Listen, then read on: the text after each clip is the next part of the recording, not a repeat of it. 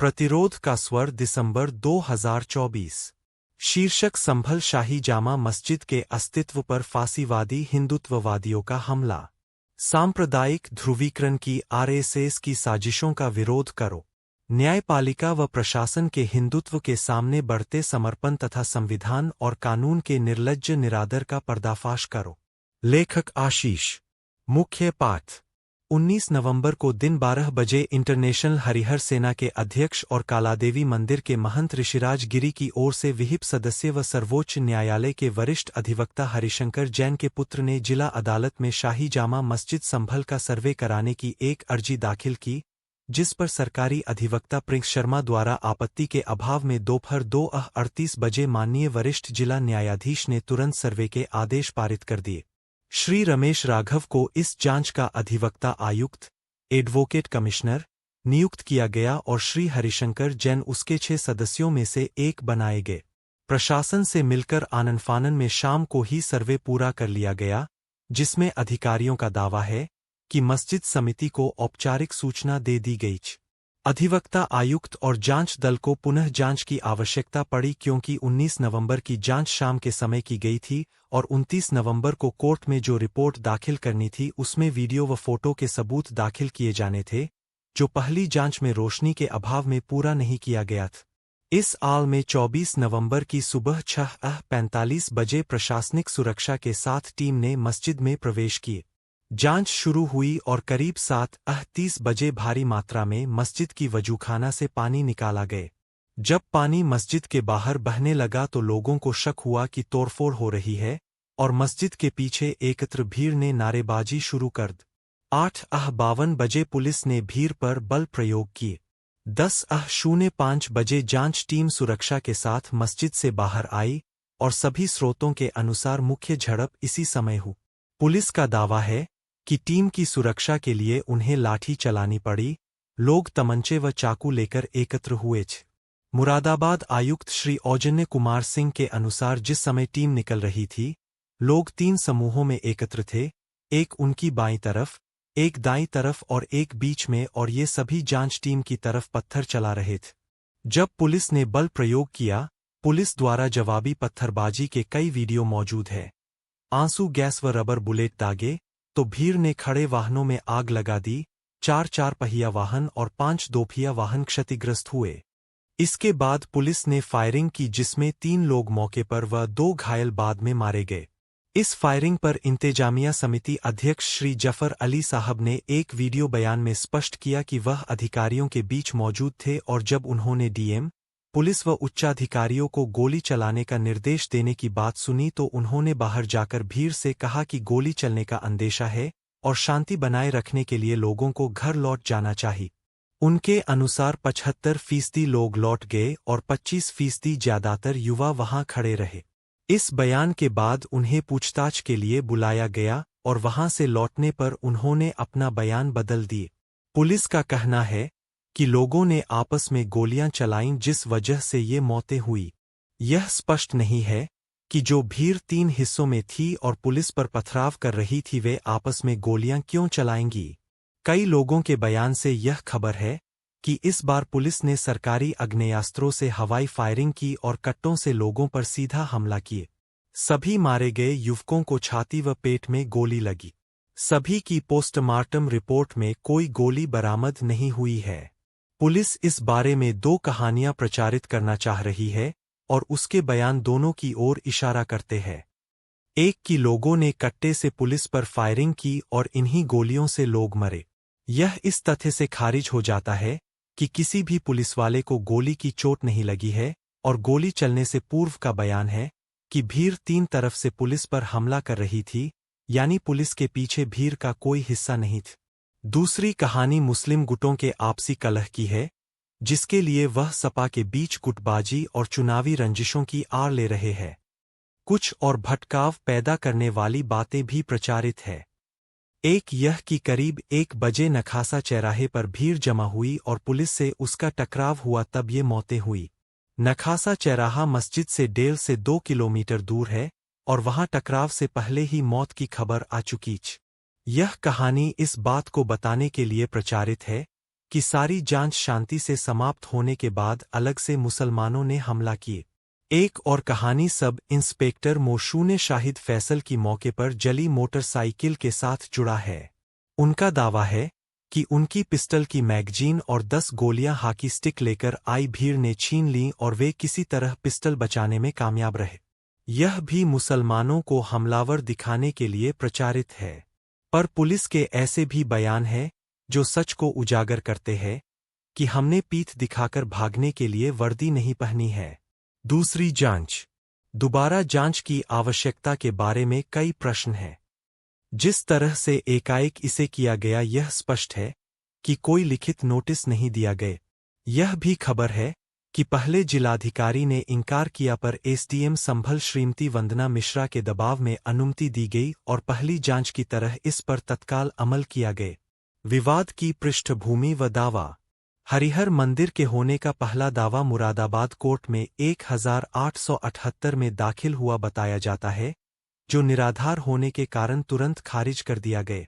1976 में मस्जिद के मौलाना की एक हिंदू द्वारा हत्या के बाद दंगे हुए और 1 माह तक कर्फ्यू लगा रहा, पर लंबे समय से हर साल श्रावण के महीने में हिंदू प्रतिनिधि मुरादाबाद से आकर इस स्थान पर शिव मंदिर होने के नाम पर जल चढ़ाते रहे हैं। सच यह है कि आरएसएस का यह शातिर गुट इलाके के ग्रामीण इलाके में हरिहर मंदिर के नाम पर महंत गिरी के नेतृत्व में हिंदुओं के बीच अपने दावे का प्रचार करता रहा है और ये नारा देते रहे हैं कि 5 सदी से जमा खून जब शोला बनकर खौलेगा, बाबर भी तब कब्र से उठकर हरिहर हरिहर बोलेगा। विवाद में मंदिर के टूटने व मस्जिद के निर्माण का साल 495 साल पुराना 1529 बताया गया है। सर्वोच्च न्यायालय द्वारा शांति व सौहार्द की अपील। इंतेजामिया कमेटी द्वारा सर्वोच्च न्यायालय में इस विवाद की कानूनी कार्यवाही स्थगित करने की अपील दाखिल करने पर उसने 29 नवंबर को उत्तर प्रदेश सरकार से शांति व सौहार्द बनाए रखने की आवश्यकता को दोहराया है और कहा कि उच्च न्यायालय में यह अपील दाखिल है, जो इसे 3 दिन के भीतर सुने और संभल जिला न्यायालय इस बीच मामले की सुनवाई नहीं करेगा। केस को 8 जनवरी को दोबारा सुनने का आदेश देते हुए उसने आदेश दिया कि अधिवक्ता आयुक्त यदि अपनी जांच रिपोर्ट दाखिल करता है तो उसे सार्वजनिक नहीं किया जाएगा। सर्वोच्च अदालत ने यह भी कहा कि वह सचेत है कि इस तरह के 10 विवाद देश भर की अदालतों में लंबित चल रहे हैं। मौखिक रूप से उसने केंद्र सरकार के असिस्टेंट पब्लिक प्रोसिक्यूटर से कहा कि उन्हें दोनों पक्षों के बीच समझौता कराने का प्रयास करना चाहिए। लोगों की प्रतिक्रिया। सर्वोच्च न्यायालय स्पष्ट रूप से इस केस को समाप्त करने का निर्देश नहीं दिया, हालांकि याचिका का आग्रह था कि यह और ऐसे सभी दावे सार्वजनिक अशांति फैलाने की दृष्टि से किए जा रहे हैं। अशांति रोकने के लिए उसने न्याय की दिशा सुझाने की जगह समझौते की दिशा सुझा। इस मौके पर शांति और सौहार्द बनाए रखने के प्रति अपनी प्रतिबद्धता को दर्शाने के लिए वह प्लेसेस ऑफ वर्शिप एक्ट 1991, पूजा स्थल कानून 1991 को अमल करने का निर्देश दे सकता था, पर उसने ऐसा नहीं किया और उत्तर प्रदेश सरकार तथा निचली अदालतों से केवल अपनी उम्मीद जताए। जाहिर है कि सर्वोच्च न्यायालय के इस निर्णय से लोगों में शांति व समाधान की आशा जगी है, पर लोग केवल संयम के साथ आशावान हैं, क्योंकि 1992 में भी बाबरी मस्जिद टूटते समय सुप्रीम कोर्ट मस्जिद को सुरक्षित रखने पर उत्तर प्रदेश सरकार के आश्वासन से संतुष्ट था और बाद में उसने मस्जिद के विध्वंस के इस अपराध को चिन्हित करने के बावजूद किसी को सजा नहीं दी। विवाद को बढ़ाने के लिए पुरातत्व विभाग को शामिल किया गया। बाबरी मस्जिद विवाद की तरह संभल जामा मस्जिद वाद में भी भारतीय पुरातत्व सर्वेक्षण ASI को शामिल किया गया है। शाही जामा मस्जिद संभल ASI द्वारा संरक्षित है। जब वाद दाखिल किया गया तब महानिदेशक व ASI के अफसरों को भी नोटिस दिए गए। ASI ने इस वाद में अपने जवाब में मस्जिद के प्रबंधकों के खिलाफ यह उत्तेजना पैदा करने वाला बयान दर्ज किया है कि जब जब हम सर्वे के लिए गए तब तब हमें रोका गया और हमारे जाने पर आपत्ति दर्ज की गई और सभी नियमों की अनदेखी करके शाही जामा मस्जिद में कई निर्माण कराए गए। इस बयान का इस वाद में क्या औचित्य है? यह इस बात से स्पष्ट है कि शाही जामा मस्जिद का संरक्षक होने के नाते एएसआई ने 2018 में ही अवैध निर्माण का एक एफआईआर दर्ज किया हुआ है। जांच के लिए उसी एफआईआर से संबंधित केस में उसे शिकायत करनी चाहिए। रिपोर्ट है कि मुख्य विवाद किसी रेलिंग के निर्माण को लेकर है। सर्वोच्च न्यायालय के फैसले के बाद अब एएसआई ने दावा किया है कि पूरी मस्जिद उसे सौंप दी जा। धर्मस्थलों के अन्य लंबित विवाद। उत्तरकाशी जामा मस्जिद। सर्वोच्च न्यायालय ने 10 लंबित विवादों का जिक्र किया है, जिसमें ज्ञानवापी मस्जिद वाराणसी, मथुरा की शाही ईदगाह, धार में कलाम मौला मस्जिद भोजशाला और सबसे ताजा अजमेर की ख्वाजा मोइनुद्दीन चिश्ती दरगाह के मामले हैं। पर आरएसएस भाजपा केवल ऐतिहासिक मसले नहीं उठा रही है, उसका निशाना इससे ज्यादा बड़ा है। उत्तरकाशी में धामी शासन के दौरान 1969 को निर्मित और 1987 को वक्फ संपत्ति के रूप में पंजीकृत भटवारी सड़क पर स्थित जामा मस्जिद को भी विवाद का सवाल बना दिया गया है। आरएसएस की ओर से इस विवाद को बढ़ाने के लिए विश्व हिंदू परिषद ने संयुक्त सनातन धर्म रक्षक दल बनाया है।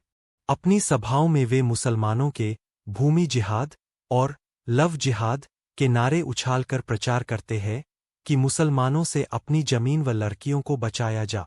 यह विवाद भी हाल में उठाया गया और मस्जिद को घेरने और ढहाने की कोशिश की, तब प्रशासन ने उग्र भीड़ को रोक दी।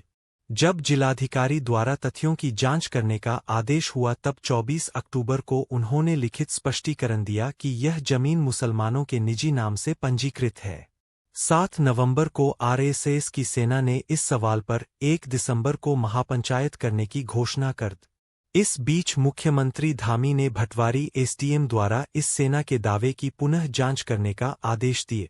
एसडीएम के पुनर्निरीक्षण में भी वही परिणाम सामने आए। इस बीच महापंचायत के पोस्टरों में कहा गया कि मस्जिद गैरकानूनी है और मांग उठाई गई कि मस्जिद में चल रही सारी गतिविधियों को रोक दिया जा। साथ में प्रचार किया कि इलाके में रोहिंग्या मुसलमानों, जो मजदूरों व छोटे दुकानदारों के रूप में बाहर से आए हैं, की गतिविधियां बहुत तेजी से बढ़ गई है। जब अल्पसंख्यक सेवा समिति ने हाईकोर्ट में एक याचिका दाखिल कर उससे आग्रह किया कि वह राज्य सरकार को महापंचायत न होने देने का निर्देश दे, तब सुनवाई में 27 नवंबर को राज्य सरकार ने आश्वस्त किया कि उसने अनुमति नहीं दी है। हाई कोर्ट ने महापंचायत पर रोक नहीं लगाई क्योंकि वह जवाब से संतुष्ट थी। पर 1 दिसंबर को महापंचायत हुई जिसमें 500 लोगों ने भाग लिए। प्लेसेस ऑफ वर्शिप एक्ट 1991, पूजा स्थल कानून 1991। चर्चित अयोध्या जजमेंट में 5 जजों की बेंच ने जब निर्णय दिया तो उसे बाबरी मस्जिद जिस जमीन पर स्थित थी उसके मालिकाना अधिकार को तय करना था। उसने ऐसा न करके 2.77 एकड़ जमीन राम जन्मभूमि न्यास को मंदिर निर्माण के लिए दे दी। इसके अलावा उसने कुछ अन्य जमीन सुन्नी वक्फ बोर्ड को और कुछ निर्मोही अखाड़ा को दी। ऐसा करते समय उसने टिप्पणी की कि पूजा स्थल कानून 1991 हमारे इतिहास और देश के भविष्य के लिए यह महत्व रखता है कि वह सार्वजनिक पूजा स्थलों के चरित्र को सुरक्षित रखेगा। यह कहा कि संसद ने बिना अस्पष्ट शब्दों का इस्तेमाल किए यह निर्देश दिया है कि इतिहास और इसमें गुजरे तमाम अन्याय का इस्तेमाल वर्तमान और भविष्य में उत्पीड़न के यंत्र नहीं बनेंगे। इसके बावजूद राजस्थान के कोर्ट में अजमेर शरीफ के विवाद में नोटिस दिया हुआ है, संभल में एक पक्षीय आदेश पारित किया है। अगस्त 2023 में ज्ञानवापी मस्जिद की वैज्ञानिक जांच को सर्वोच्च न्यायालय ने खुद ही नहीं रोका और मथुरा शाही ईदगाह को कृष्ण जन्मभूमि होने के दावे के दायरे में वाद न्यायालय में जिंदा है। इन सबको समूचे मुस्लिम समुदाय के धर्मस्थलों पर एक एक करके हमला करने, उनके मालिकाना से एक एक फांक अलग करने की सलामी टैक्टिक्स वर्णित किया गया है।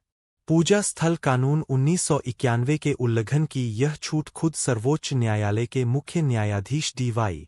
चंद्रचूड़ में यह कहकर दे दी थी कि उक्त कानून धर्मस्थल के चरित्र की जांच करने से नहीं रोकता। एक बहस में जब उनसे कहा गया कि निचली अदालत में चलाए जा रहे ये सारे वाद तुच्छ है, तो उन्होंने प्रतिक्रिया में कहा, आपके लिए तुच्छ होंगे पर दूसरों के लिए आस्था का सवाल हो सकते हैं। राजनीति प्रतिक्रियाएं। इन घटनाओं के विश्लेषण में यह सटीक बात टिप्पणी की गई है कि आज संघ शासन के संचालन में केवल राजनैतिक दल और प्रशासन ही उनके हथियार नहीं है, बल्कि न्यायपालिका भी एक आरएसएस का तीसरा स्तंभ बनती जा रही है। न्यायपालिका द्वारा संघ के विभाजनकारी विचारों को सुरक्षा देने का परिणाम है कि भाजपा के नेता खुलेआम अल्पसंख्यकों के विरुद्ध अश्लील भाषा का इस्तेमाल करके नफरती टिप्पणी करते हैं। आज उच्च न्यायालय व निचली अदालतों में भी जजों द्वारा अल्पसंख्यकों के विरुद्ध टिप्पणी करने की होड़ सी लगी हुई है। कोई गाय के गुण गिनाता है, कोई गोबर में पौष्टिक तत्व की बात करता है, कोई पीपल से ऑक्सीजन का महत्व को दर्शाता है, तो कोई धर्म परिवर्तन को न सहने की टिप्पणी करता है। राजसत्ता के सभी अंगों पर आरएसएस की ऐसी मजबूत पकड़ बनती जा रही है। उत्तर प्रदेश सरकार व राजनीतिक दल। इस कुल स्थिति में उत्तर प्रदेश सरकार ने बयानबाजी के अलावा 12 एफआईआर दर्ज की, जिसमें स्थानीय सपा सांसद जियाउर रहमान बर्क और स्थानीय सपा विधायक इकबाल महमूद के पुत्र को उकसाने का आरोपी बताया। 29 लोगों को गिरफ्तार कर 250 अन्य को संदेह के दायरे में रखा। 3 सदस्यीय न्यायिक जांच दल की घोषणा की। उत्तर प्रदेश सार्वजनिक व निजी संपत्ति क्षति की वसूली कानून के तहत आरोपियों से वसूली के आदेश दिए। फ्लैग मार्च आयोजित किया। आरोपियों के फोटो व नाम सार्वजनिक रूप से प्रदर्शित करने की घोषणा की। इलाके में विपक्षी दलों के प्रतिनिधियों के जाने पर पूर्ण प्रतिबंध लगाया और यह प्रचार शुरू कर दिया कि इस घटना के लिए मुस्लिम नेताओं के बीच गहरा आपसी तनाव जिम्मेदार है। निष्कर्ष: इन सभी घटनाओं से स्पष्ट है कि आरएसएस भाजपा बहुत तेज गति से समाज में सांप्रदायिक ध्रुवीकरण को तेज करने की ओर आगे बढ़ रही है। मुसलमानों के धर्मस्थल व संपत्तियां उसके विशेष निशाने पर है। विपक्षी दल भी औपचारिक टिप्पणी के अलावा धर्मनिरपेक्ष सौहार्द विकसित करने के पक्ष में कोई एकताबद्ध व ठोस आंदोलन बढ़ाने के पक्ष में नहीं है। न ही उनकी ऐसी कोई मांग है जो सांप्रदायिकता के विरुद्ध जनता की एकता को मजबूत करे। वे केवल संवैधानिक धर्मनिरपेक्ष मूल्यों की बात करते हैं, पर शासक वर्गों, विशेषकर कारपोरेट मुनाफे को बढ़ाने के लिए शासक वर्गों की सांप्रदायिक विभाजन के हथियार के इस्तेमाल की बढ़ रही जरूरत के खिलाफ नहीं दिखाई देते। क्रांतिकारी व जनवादी ताकतों के लिए आज और ज्यादा जरूरी हो गया है कि एक ओर वे जनता की मौलिक मांगों पर व्यापक जनभागीदारी के साथ संघर्ष विकसित करे, दूसरी ओर यह जरूरी है कि जनवादी ताकतों को एकताबद्ध करके समाज में धर्मनिरपेक्षता पर हमले के विरुद्ध सरकार की गतिविधियों का विरोध विकसित करे और लोकतांत्रिक संवैधानिक सुरक्षाओं के पक्ष में जनता की व्यापक गोलबंदी करे। आशा है आप इस लेख को ठीक से सुन पाए होंगे। यदि अच्छा लगा तो इसे लाइक जरूर करें। इसके लिए लाइक बटन दबाएं। हमसे जुड़ने के लिए इस चैनल को सब्सक्राइब करें। इसके लिए सब्सक्राइब बटन दबाएं। लगातार नए लेखों की सूचना के लिए घंटी या बेल आइकन दबाएं। टिप्पणी या कमेंट भी करें।